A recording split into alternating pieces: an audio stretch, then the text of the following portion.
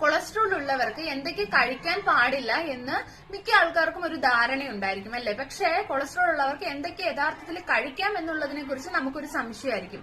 അപ്പൊ അതിനെ കുറിച്ചാണ് ഇന്ന് സംസാരിക്കാൻ പോകുന്നത്. അപ്പോ നിങ്ങൾക്ക് കൊളസ്ട്രോൾ ഉണ്ടെങ്കിൽ നിങ്ങൾക്ക് മഞ്ഞൾ വളരെ നല്ലതാണ്. അതുപോലെ തന്നെ വെളുത്തുള്ളിയൊക്കെ നിങ്ങൾക്ക് 1-2 അല്ലി വെറും വയറ്റില് രാവിലെ കുറച്ച് നാരങ്ങ നീരും കൂടെ ചേർത്ത് കഴിക്കുന്നത് നല്ലതാണ്.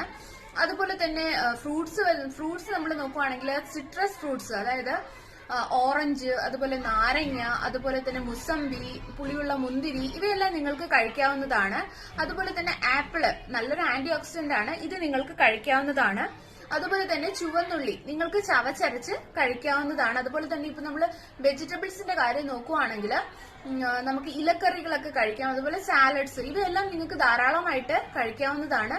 അമരയ്ക്ക, അതുപോലെ തന്നെ സോയ, ബീൻസ്, ഇവയെല്ലാം നിങ്ങൾക്ക് ധാരാളമായിട്ട് കഴിക്കാം.